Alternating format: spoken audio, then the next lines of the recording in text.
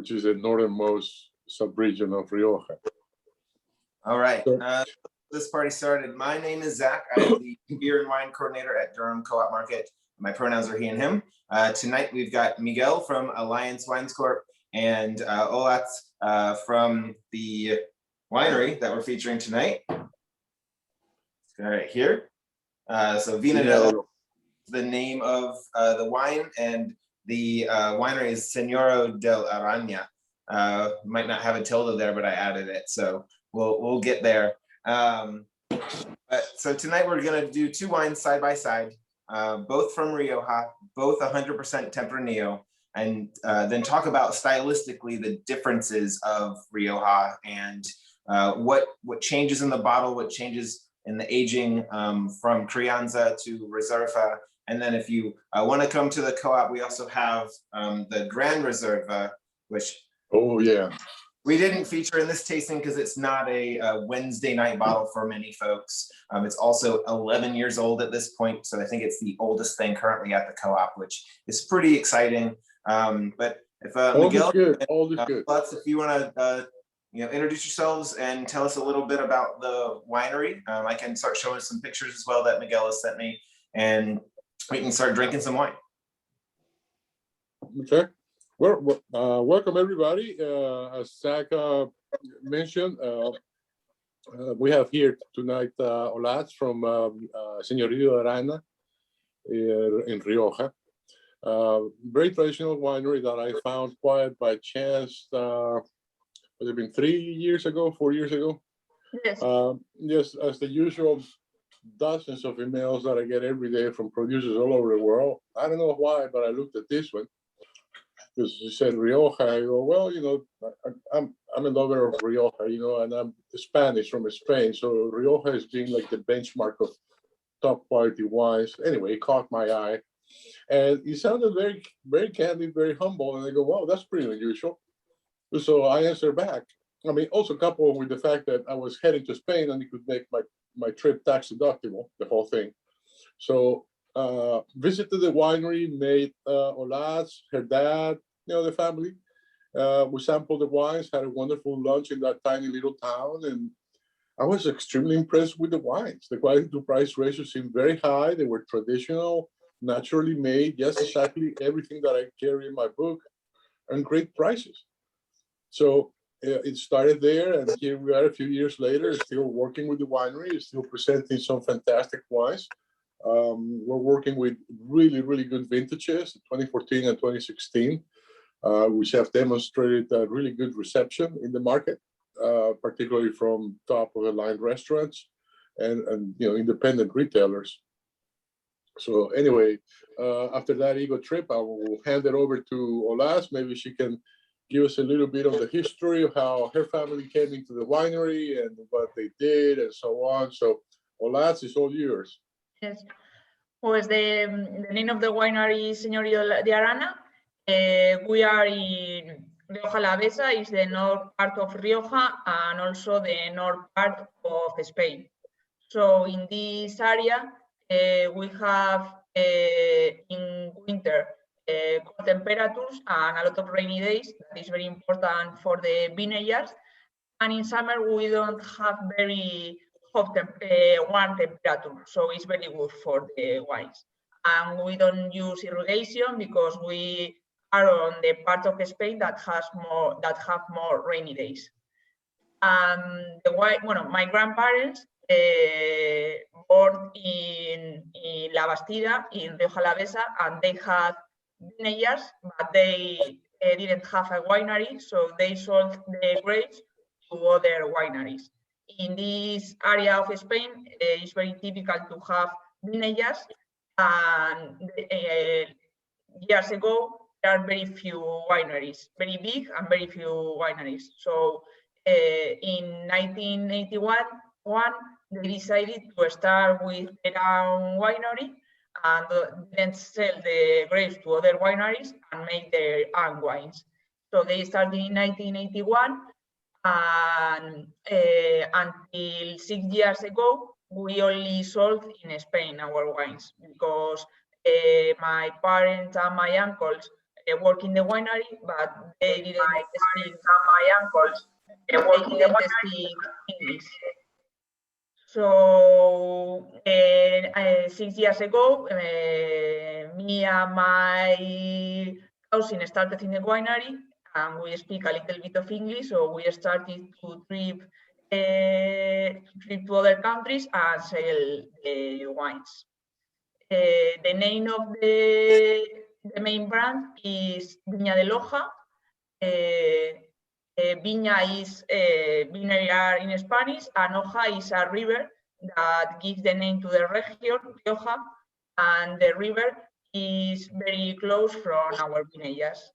We have vineyards that are older than 70 years old, and also we use these vineyards for our Reserva and Gran Reserva wines, and also we have younger vineyards of 30 years old, and we use this for our young wines.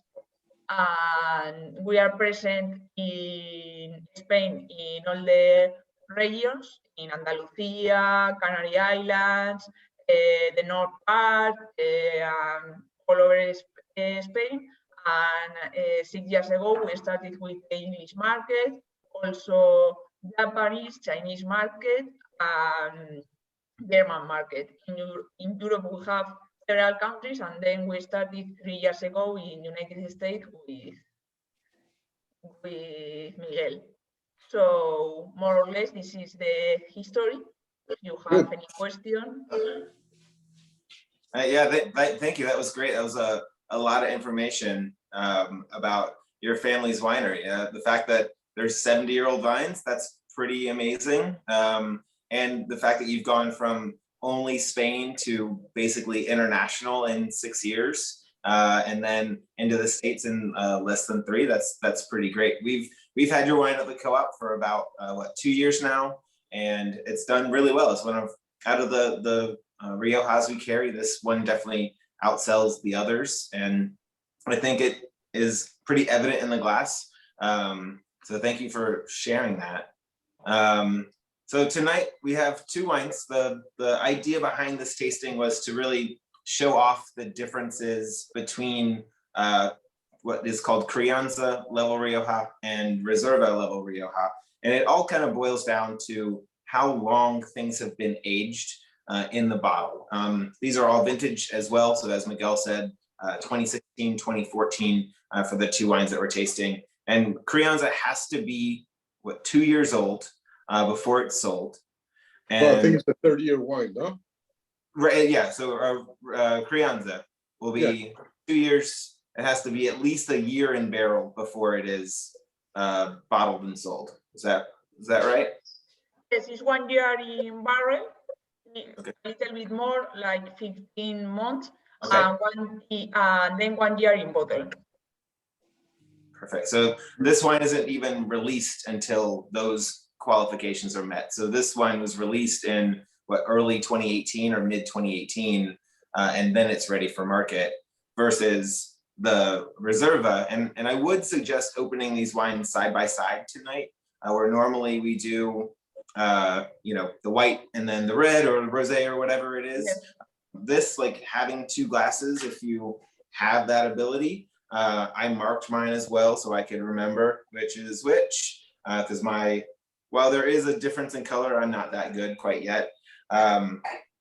And really that way you can see what these differences are. For Reserva, you've got at least 3 years from vintage date until release. So again, that's a year in the barrel, very similar to Crianza, and then at least 6 months in the bottle.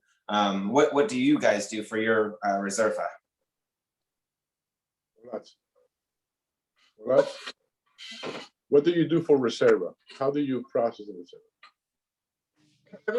The Reserva is 2 years in barrel and then 1 year in bottle.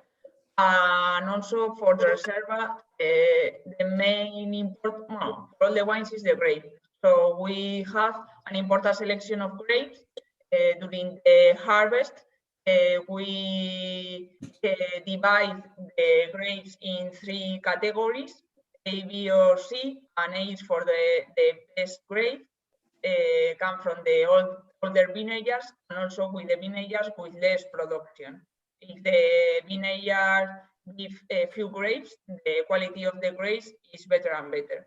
So the more important for the wines time is the harvest. So then we separate these grapes and went to the tanks, and we know in that moment the grapes that we are used to Reserva and Gran Reserva. And then they pass 2 years in barrel and then 1 year in bottle. Another important point is the barrel. We use American barrel and we don't use barrels older than 5 years old. And the newest barrels are used for the best wines like Reserva and Gran Reserva. Of a new barrel for us is very important because the taste and the note that gives to the wines are very different than old barrel. Yeah. Let me give you a little background so people understand why is all this process taking place in Rioja. The Rioja tradition goes back several centuries, but it didn't evolve until the Bordeaux winemakers, as a result of the phylloxera in Bordeaux, moved to Rioja.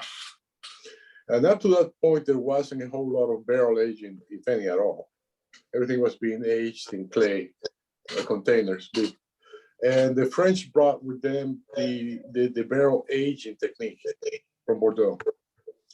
And the principle was to produce wine that was enjoyable upon release, because most people don't really have the facilities or the capabilities of aging wine over very long periods of time or long periods of time.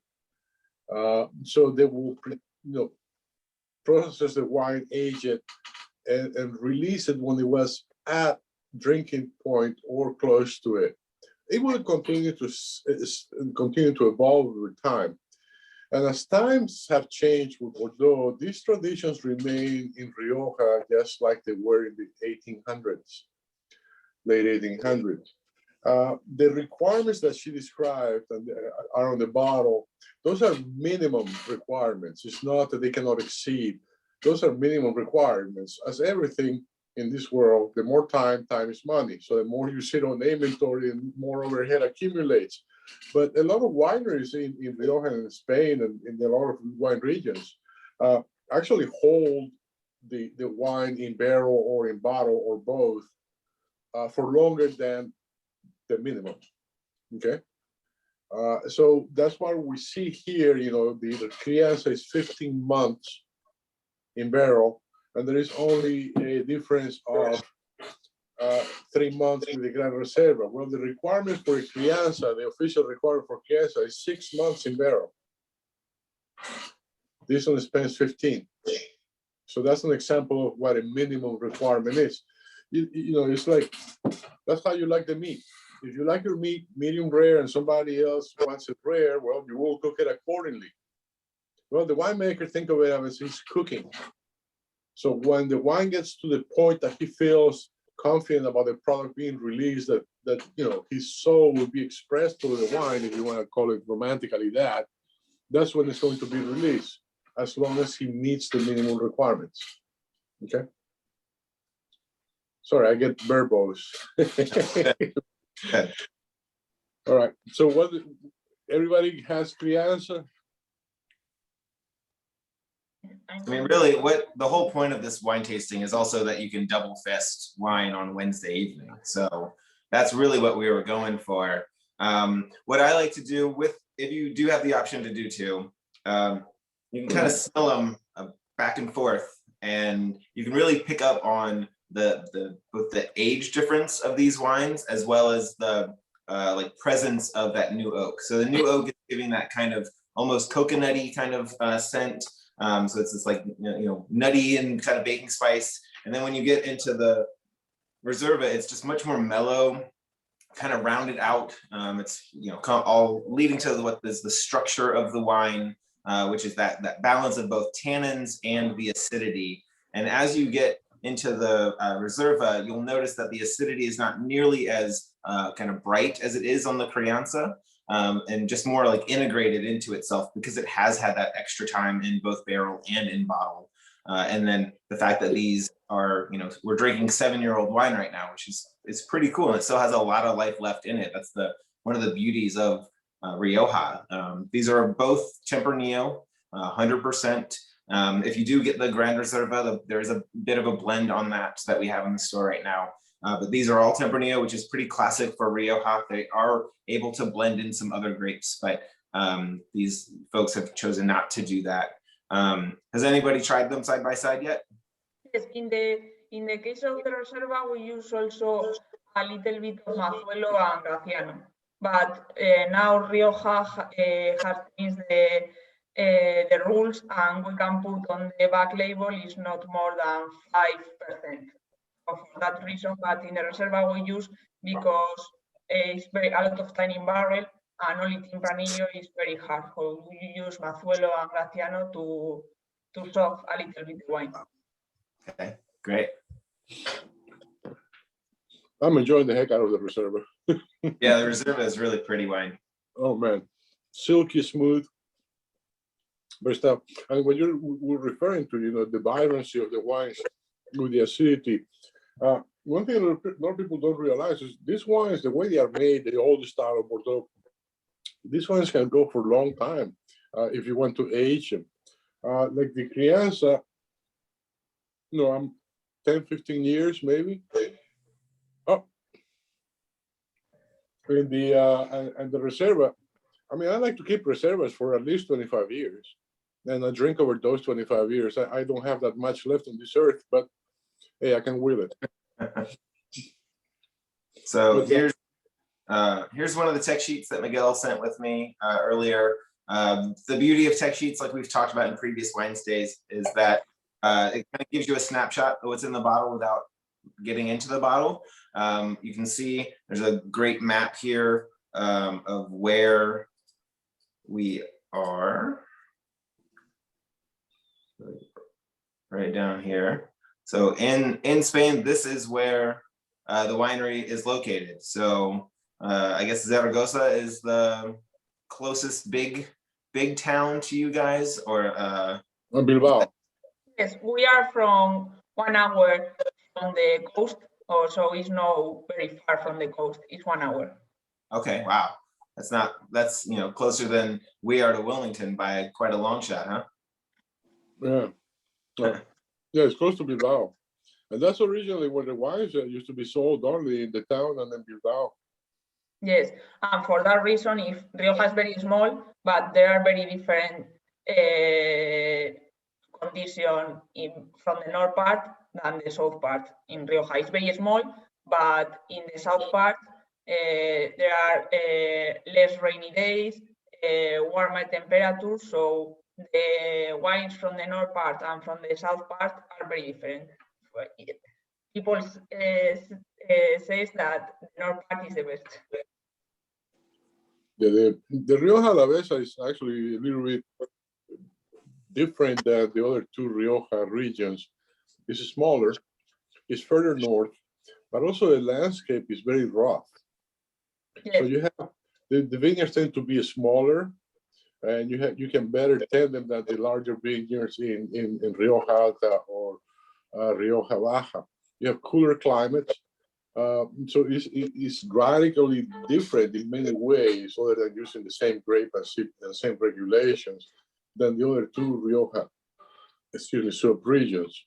And it shows in the characters of the wine. They tend to be a little bit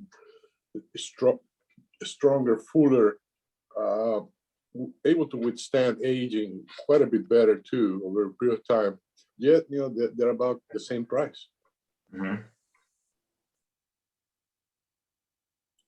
So what do you guys think of the Reserva? It smells like a church, with incense Yes. and wax and raspberry. It has that kind of traditional, medieval character to it, if you will. And also the production, in the case of Reserva, is not the same every year, because we have harvest that are very good, and yeah, vintage that are very good, and others that are not so good. So the very good years we make more quantity of Reserva, and for example, Gran Reserva we only produce in the very good years, and the quantity depends. If we have a quality grapes, we make more, or we don't make a Gran Reserva or a few quantity of Reserva, and the very good years we make more. Yeah, one way to look at it, it's everything goes into the winery with the biggest level of optimism you can imagine. Everything is going to be Gran Reserva. Right. And then you start, picking through the grapes. Well, that's not good enough. And then you go through the aging process, and you start weeding out the barrels that may not be, and then eventually you get to the bottling and so on. But everything is supposed to be. Think Gran Reserva is like the Bordeaux Grand Cru, and then you get to Reserva is like the second label. Crianza is the third label. So the selection is very strict, because you're talking Gran Reserva is a Grand Cru. You don't want the Grand Cru to be crappy. Yeah. So you're going into wanting to make the best wine possible, which is the Gran Reserva. And exactly. Depending on the year and what the vineyards are doing and what the weather is done, then you can kind of pick and sort from there. We see that in, like Miguel just, we see that in all wine regions, whether it's from single parcel in Napa down to California bulk wine. We see that same kind of thing. Speaking of the winery, though, Miguel also shared with us some pictures of the inside of the winery. I was gonna kind of go through those so you can get a different look at the kind of the dirty part of winemaking. This looks to be a bottling line to me. Yeah. And so this is where the wine would be like tubed in or piped in and then put into bottles. And then is that the label or the corker? Yeah. That's the filler. The label. Okay. So the bottles will like roll in, fill up, and then they'll kind of make their way around. How many bottles do you think have been put through this machine? We produce every year 300,000 bottles, and when we bottle is like 1,000 bottles or something. We are bottling in 1 day or 2 days, and we bottle 1,000 bottles in 2 days. Wow. Okay, so you say about 18,000 cases a year between all levels of wine. So yes, the main production is from the red young and the Crianza. Okay. Right. How about the second picture? Okay. These, okay. Yep. That's you, Olatz, back on the first visit. Yes. Yeah. I'm sorry, you were moving when I was taking the picture. Photobomb yourself. So these are the fermentation vats and the aging vessels. People, will crawl into there to clean it out when it's all done. Are you doing like full or like whole cluster fermentation? Are you picking your grapes off of the stems and the vines? Yes, in the fermentation we made in these tanks. The fermentation is like 15 days, and yes, it's for us the harvest is the first date is we start with the white wine, and then with the young red, Crianza, Reserva, and Gran Reserva grapes. And we made the fermentation these 15 days, and then we separate the wines for the young, for the Crianza, the Reserva, and then I don't participate in this process because I'm not used to go into the tanks. But it's a very hard work. Nowadays, it's easier than 3 years ago, but it's a hard work. Great. This third picture looks, how old is this facility? It looks like you got these are like 8 concrete aging vats? This is, I don't know how to say, is cemento. Miguel, cemento en inglés is. They are epoxy-lined concrete tanks. holding Okay. tanks. And we didn't use until a few years ago because some winemakers say that are old, and now they, well, some years ago they preferred the steel tanks, but then they said that these tanks are also good, so we are using for the best wines. We remodeled everything, and now we are using because now they say that are better than the steel tanks, so everything changed. Right. So are these loaded up from the top, and then the door that we see like right here in the center, is that where you would the same door Yes. that's in the steel tank, that is the same? Yeah, the doors for a guy to get in and clean up the mess in there. Great. How many gallons or liters do these containers hold? How many people? How many? Liters? ¿Cuántos Liters. litros? ¿Cuántos litros? Liters.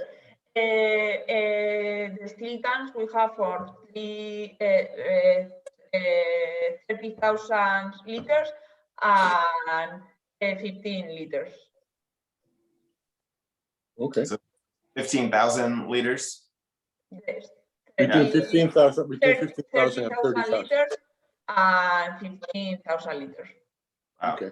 So just for reference, 15,000 liters is almost 4,000 gallons of wine, which is like a pretty large pool that you could swim in if you get to visit these folks out in Rioja. So That would be a dream. yeah, it'd be fun summer vacation right there. Yeah. But here's some of the oak barrels. This one looks like June of 2016 stamped on there. Is that a fill date or is that a production date for the barrel? That's a production day for the barrel. Okay. Yes. So we're looking at barrels that are 5 years old, and so you would then put like current vintage Grand Reserva into these and like let them stay for the entire time, or do you kind of trade them out for other fresh barrels? What? So when you put your wine that you're aging in the oak barrels, when you're done aging it, do you put new like other wine into the barrel, or do you take that wine? When we finish with, for example, one Reserva, we use for the Crianza, for the young wines, we are changing. We use 5 years old, and then we are selling now for the whiskey industry. Right. So they give a little bit money for the barrel. So now they are selling when we finish the 5 years of using. Okay. How often do you buy barrels, and how much of the barrels are new? Every year we buy barrels. Like we have 800 barrels, and every year we change like 100 or 200 barrels. Okay. Wow, that's a lot of barrel. How much does one barrel cost? It's like 355 because Wow. we are now going to change. So I have now the price for this year. Yeah, that's Wow. that's impressive. That just the barrel alone costs $350, and then you're aging things in them. Hopefully, you're recouping some of that when you're selling it to the whiskey producer. Like we sell for 30 euros, so it's not Right? Yeah, right. A little bit, I guess. Here's Yeah. another. If you go back to the barrel picture, okay, the barrel picture tells you a bit of the story. That's the date that the barrel was made, but that doesn't mean that that's the date that the barrel went into use. It could have been sitting around for a year, 2-3 years, perfectly new until it was used.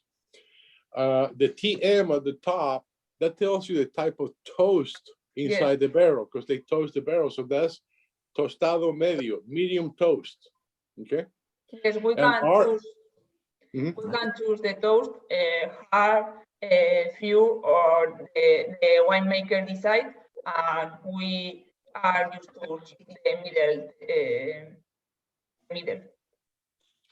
And then you have RA, which is Roble Americano, translated is American oak.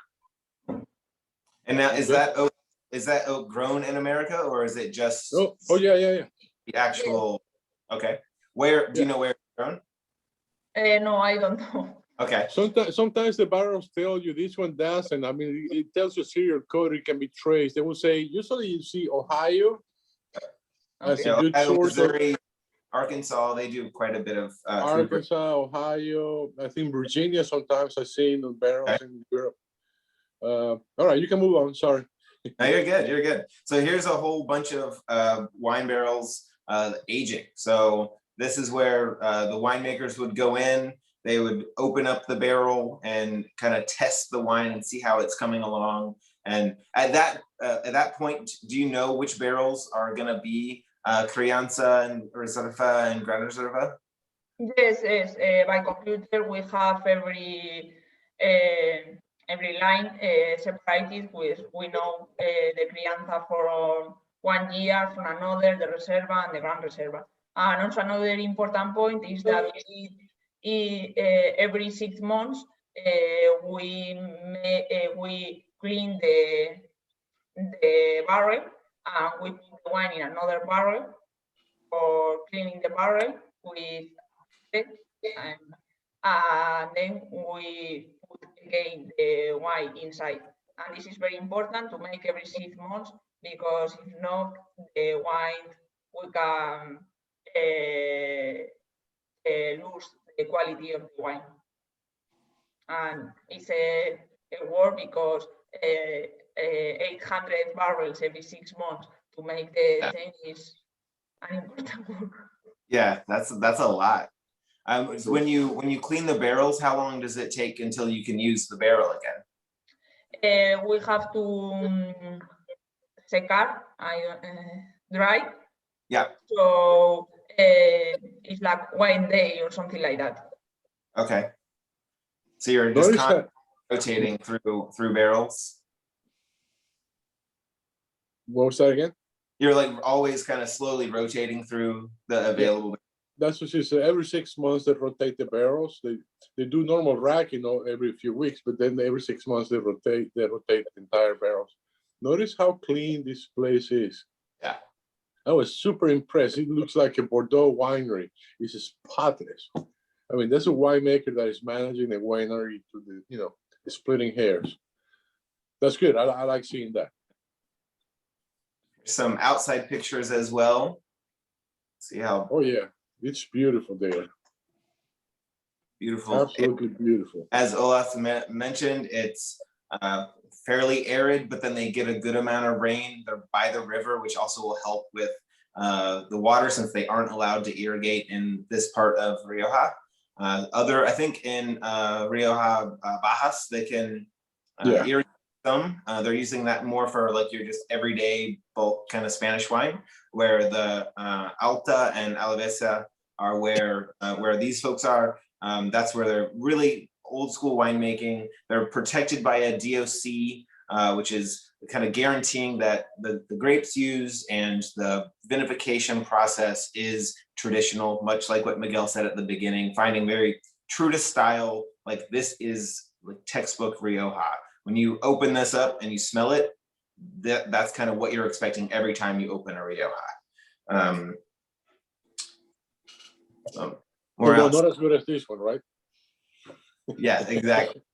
Now, one thing I want to bring up, I mean, wow, do you guys notice the difference between the way the wine tasted when it was first opened to how it's opening up and more flavors and more aromas coming out? That's a really good sign of aging potential.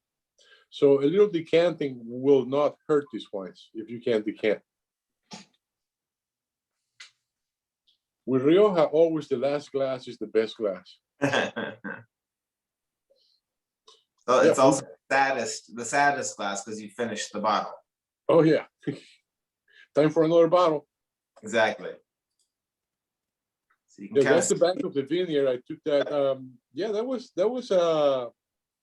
was January, I think, when I was there. I mean, I've been there a couple of times, so that one was taken in January, right? Yes, and these are the older vineyards that are 75 years old. So these are the older vineyards. Yeah, and the vineyard is pretty close to the winery, so the transport of the grape, it's fairly quick. There is not a lot of damage to the grape at all in the transport because it comes from right there. Yes. Yeah, so these, like you were just saying, these vineyards are between what, 50 and 70 years old? Yes, that's what you said. So not young vines, and that's as was mentioned earlier, the yield from old vines is quite a bit lower. So you're getting less grapes for the same amount of land that's being used compared to a younger vine, but you're getting more concentrated and intensely flavored fruit. So when they're sorting into their ABC bins, these are the vines that typically are going to produce the best berries and then make the most concentrated flavors. So if you do want to treat yourself and pick up a bottle of the Gran Reserva, we've got, I think, 9 total available to us. We've got like 3 or 4 in store right now, and a fun thing to try again. There are 12 bottles left. There are 12 bottles left in the stock, in my stock in the entire U.S. right now, plus what you have. Right. How many hectares do you guys own? We are owners of 10 hectares, but we need for our production another 90 hectares. So in Rioja, it's very common that we buy the grapes to other providers and are from the village, because we are used to buy grapes very close to the winery. So we have working with our providers like 30 years old when we started. So we control during the year the grapes and the quality of the grapes, and also the work that they have to make in the vineyards. So we have a very close relation, and we are testing the quality of the grapes during the year all the time. Right. So that's about 100 hectares? Yes. Yeah, they said they own 1 hectare, which is about 2.25 acres. So that's like 250 total acres, and that they're harvesting with their, the folks that they've developed relationships with for over 30 years now, which Right. Having, knowing who your farmers are, knowing where your grapes are coming from, knowing the quality that you expect and what the farmers can produce, I think you can really see in these bottles where you can tell that there's a lot more behind than just good winemaking, but there's also great farmers and then great relationships that have helped kind of get these grapes from, literally like right here back to the winery right there, so that you can, put it into the bottle and age it in those really cool epoxy lined cement containers. So it's pretty awesome. Does anybody have any questions about what we've been talking about? I guess not. No. Hey, that's good. That means we're covering the basis. No. Well, maybe. Yeah. That's good. That means we're covering the we do. basis. Can you hear us? Yeah. Can you hear us? Yes. Okay. Just to simplify it, and I may have missed part of it, but the difference between these two, and when you talk about the periodic testing of the barrels, is more a matter of aging than the content in it, or is that quite the same? It's a matter of two factors: quality and aging. It's a matter of two factors: quality and aging. Yeah, because the longer aging period of a reserva or a Gran Reserva, aging period of a reserva or a Gran Reserva, then you have to put So the longer higher quality wine into the barrels for longer period of time to be able to meet the standard minimum requirements. So it's a 2-level thing. Is the aging period, but also the quality that goes into that barrel. It has to be a quality that can withstand the longer aging period. Did that answer your question, sir?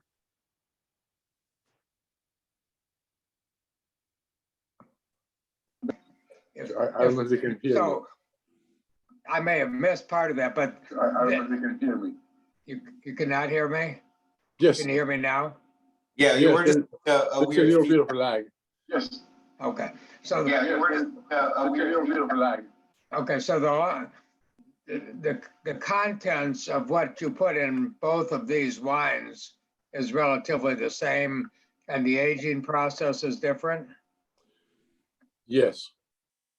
Yeah, and the aging process is different, but also the content is the same grapes, but it's just higher quality juice.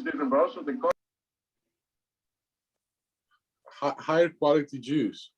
So in order for wine to be able to be aged for longer periods of time, then you have to put higher quality wine in that barrel to withstand the aging process. So it's not just aging, it's quality and aging. It's not just aging, it's quality and aging. So if you aged it for 5 years, but then you aged it for 10 years, would it get that much better? Yes. Yes. Okay. Thank you. Good. Thank The other you. thing that I might add is you asked if we Good. could, Thank you. Point is the selection of grapes. I know there's a little lag here. Point is the selection of grapes. Can you ask that again? It kind of got feedback. I'm sorry. Can you ask that again? It kind of got feedback. Yes, I'm sorry. I think we have a little lag. You just asked if we could tell if the wine was so much smoother when it had a chance to breathe, Yes. and we certainly could. And the Reserva Yes. is excellent. Well, thank you.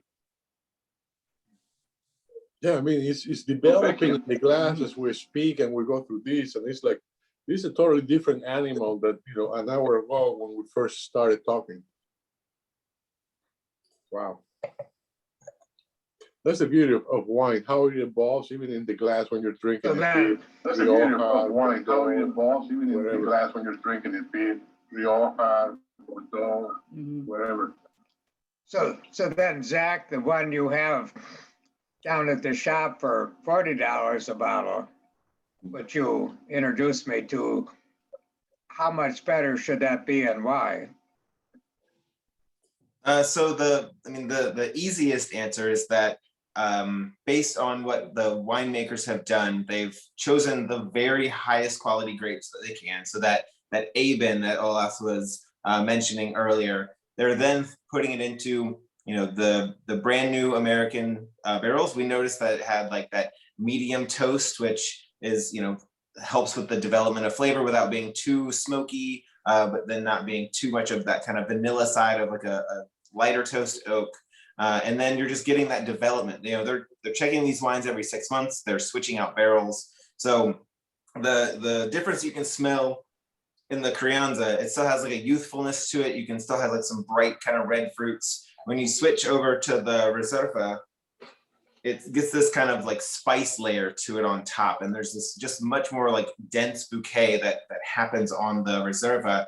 So basically times that by 3. You're giving in the Grand Reserva, it's 30 months, so 2.5 years of barrel aging. Then it sits in the bottle for at least another 2 years, and then they release it. This is a current vintage is 2010, so it's been in a bottle, or it was produced in 2010. It then did its aging regimen, and it's now been with us. Miguel, did this also come in 2018? I will wish I can get 2016. Right. So first, but maybe Olatz can explain to us why Gran Reserva is Gran Reserva. Yes, Gran Reserva is 3 years in barrel and 2 years in bottle. And another point that is that we only made the very good years. We made 2010, 2012. I think that then 2014, and it's not all the years. So for that reason, we have very old Gran Reservas. and production is very small, and although it's a 10 years old wine, it's very alive, and the taste, the nose, and also the color is alive, and it's very difficult to get this in a wine that has been 10 years in barrel. And we think that the important point for getting this is the barrel, that is new and no, it's a very old barrel, so we can get a bright color and also a taste and a nose that is alive 10 years later. Yeah, but one thing I think what's being asked here is besides the process, Yes. is what makes you select and say this is Gran Reserva and this one is not? In the harvest, the quality of the grapes and the vineyards also, is the quantity that we get from the vineyard and the age of the vineyard. The quantity and the age of the vineyard. Okay, so basically very low yields from the really old vines and the very best grapes from those vineyards, you know, that's already preset. Yeah, that's the thing about the old world, places like Bordeaux and all that, they already have their blend set up, it will never change. They know which grapes they're going to use, and they've done it so many times and they go through so many errors and screw ups over the centuries that it's automatic. They know this doesn't work, this works, and they do. And very, really fascinating because it's all very artisan. It's not a, you know, a HPLC or analytic tool inside to decide what pattern will consumers like best. It's fascinating. I mean, it's like a traveling history in the back of the history. But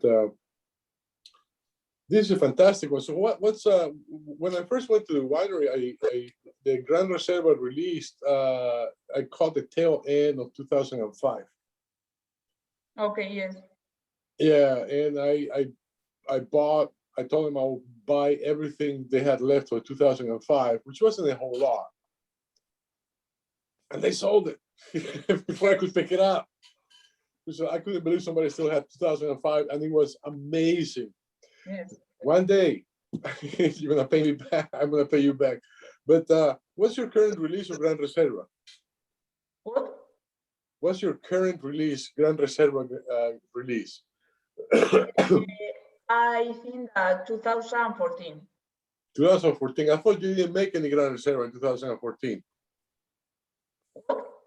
I thought you didn't make any Gran Reserva in 2014. It was a very difficult vintage, too dry. Yes, but also is something. There is record. There are years that are not very good, but we get so very good grapes. But maybe the quantity from 2014 is very, very few. In 2012, it was a very good year and we have more quantity, but 2014 is a very small production. How about 2016? Have you released that? Yes, I think we know that in 2017, no, in 2018 and 2019, we don't have Gran Reserva because it was not very good years. 2017 is the year of the fraud, and we have very small production, but we have very, very good grapes, so we can produce Gran Reserva. And 2016, I think that there's few quantity. 2016, you have good quality, right? Yes. Okay, and you said 2019 wasn't a good vintage? No, because in our area there are not the grapes are not very mature. Wow, because it was, you know, a fantastic, almost a vintage of a century. Yes, but there was very difference between the north part and the south part. So, did you have another question?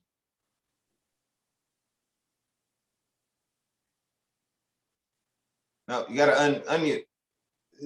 You have to unmute. You have to, it's muted. Mr. Sullivan, it's muted. Yeah, I Okay. So you can hear? Yeah.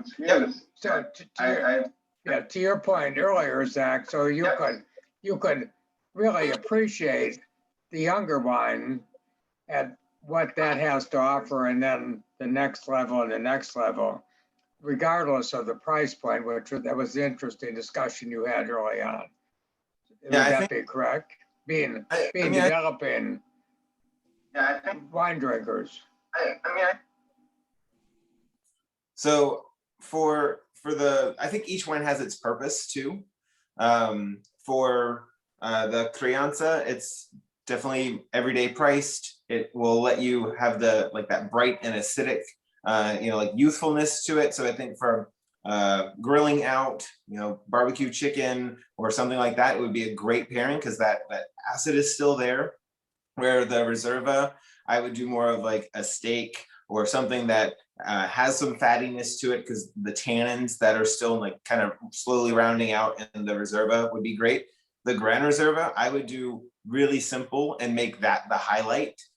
Maybe some, simple cheeses. Manchego would be an easy one if you want to keep it Spanish. It's more southern Spain versus Rioja, but it would still get you pretty close. Maybe some jamón ibérico, which would be more regional to where Rioja is. But the layers that you're getting with how old this wine is, you really want to appreciate. And if you can decant it, let it open up, and you'll really get the nuances that both the barrel has offered, as well as the grapes that were meticulously and very much hand sorted to get only the best. That's why, as Ola said, they don't make it every year. They only do it on great vintages where they can get the very best grapes, or where if you have frost and you lose a bunch of your harvest, but you have really great grapes, you can still make really great wine. And those wines won't be around for another at least year, if not 2 or 3. The easiest comparison to something that I know that you have had is from Miguel, the Bordeaux. So the Amite versus the Cedron versus the Beau Cardinal. So like Cardinal is the top of the list, smaller production, sees an oak regimen. The Cedron is still Bordeaux classified fruit with a little bit of either neutral or just more focused selecting on the winemaking. And then Amite is just declassified Bordeaux fruit. Still fantastic wine, but it doesn't kind of have that layers and the level that these wines, can kind of present just side by side. Same kind of thing, if that helps at all. I'm enjoying this Reserva. I don't open one bottle very often. There's not a lot of it in the US. Wow. It has changed. I mean, I'm just It has changed. I mean, I'm just enjoying the heck out of how it's opening up, how it's developing all those complexities. enjoying the heck out of how it's opening up, how it's developing all those complexities. I'm biased. It's okay. I'm biased. Okay. Oh well. Right. All right. So, We can really impress our guests with the Grand Reserva. For sure. I don't think that if they aren't impressed, then they shouldn't be your guest anymore. well, I'll tell you, anecdotically speaking, one of the top chefs in Raleigh, I don't know if you ever heard of Irregardless Cafe. He's been around forever. Arthur, the owner, recently retired, and he still buys wine for me for his personal consumption. And he pretty much, over the last few months with the Corona thing, he's bought pretty much my entire stock of Gran Reserva. That's why I'm down to 2 6-packs. So, but we'll bring more. Great. So, Right. any questions?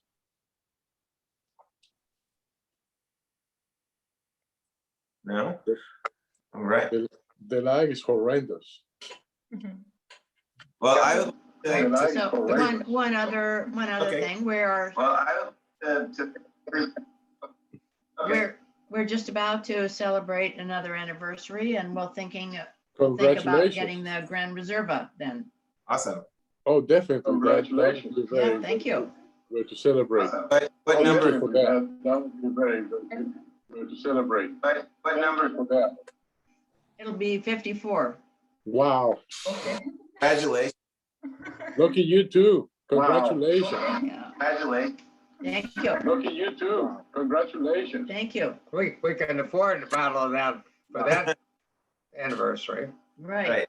52. But and once your backyard finished, you'll have to let me and Abby know, and we'll come celebrate your anniversary. We get our second dose of awesome vaccine on Friday of this week, so we're definitely looking forward to 2 weeks after that entering real life or whatever that looks like again. Hopefully everybody else is on board with us so we can do real wines days instead of computer wines days, although these have been really fun. This is actually the 15th virtual wines day that I've done. So who knew that I could keep with it this long, but I think it's been a lot of fun. If there's no more questions, then I've got a few more things to talk about. We can wrap up this awesome edition of Wine Day. First, I would really like to thank both Miguel and Olatz for joining us today. It's like 10:30, 11:30 at night in Spain right now. So thank you very much for joining our chat about your awesome wines. The next Wines Day is April 28th. We've got 3 Slovenian wines. So we're doing 2 everyday price Slovenian wines. So we're doing 2 gonna do 2 everyday price wines and then an orange wine. So it's a white wine made much like a red wine is. So they let the white wine grapes kind of soak, and we'll cover all that fun stuff. And then on May 7th, which is an event I'm really excited about, we're doing a music, wine, and cheese pairing. So we're gonna see how music affects your taste buds just as much as drink. How music affects your taste buds just as much as drink. May 7th, good. All right. Did you have a question, Ed? What's that? All right. Did you have a question, Ed? I just wanted to say, What's yeah, that? Music and please wine. come That's over cool. and join us as we celebrate. Sounds good. Music and Great. wine, that's cool. Well, thank you very much to everybody for coming and sampling the wines and listening to us talk. And thank you, Olatz, very much because I know it's past midnight over there, but thank you very much. Thank you for the wines, delicious wines. Past midnight over there, but And thank you to Zach for sponsoring our wines in his store. Of course. It's been a lot of fun with all of your wines, Miguel. So Likewise, man. I enjoyed it. Okay. All right. Right. Bye. Did you guys have Bye. Thank you. Thank you all thank you all. Thank you. Good night. No, just thank you. That's all. Great. Thank you. Have Good a great night. night. I'll see you guys soon. Great. Have a great night. I'll see you guys soon. Bye. Thanks again. Yeah, thank you so much for joining us again. It's great to see. Thanks again. Yeah, thank you so much for joining us again. All right. Until next time, everybody, have a good night.